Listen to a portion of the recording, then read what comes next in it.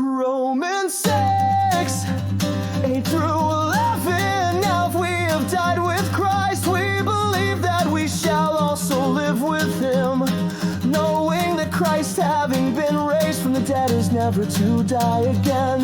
Death no longer is master over him, for the death that he died to sin once for all.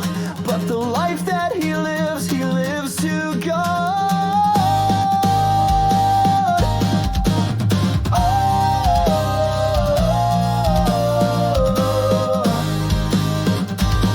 Even so, consider yourself to be dead to sin, but alive to God in Christ Jesus. Waste not all your own, casting into the sea, for God has a higher purpose for thee. To God in righteousness offer each of thy members, in action and apathy nurture willing offenders.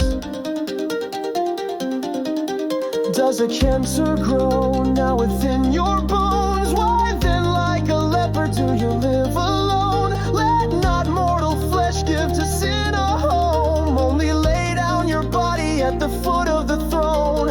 If once death had entered the world through sin, then how could you live if you let it in?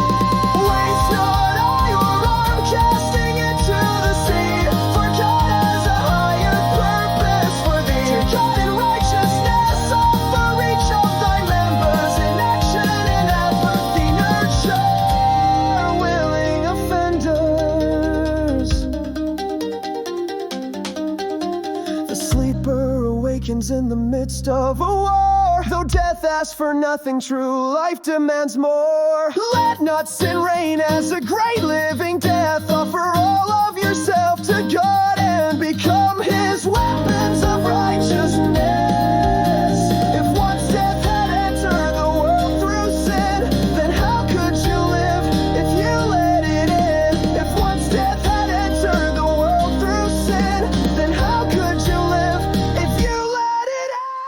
Waste not all your arm, casting into the sea, for God has a higher purpose for thee. To God in righteousness offer each of thy members, in action and apathy nurture willing offenders. Therefore, do not let sin reign in your mortal body, so that you obey its desires, and do not offer any parts of it to sin as weapons for unrighteousness, but as those who are alive from the dead. Offer yourself to God, and all the parts of yourself to God as weapons for righteousness. I'm casting it to the sea, for God has a higher purpose for thee. To God in righteousness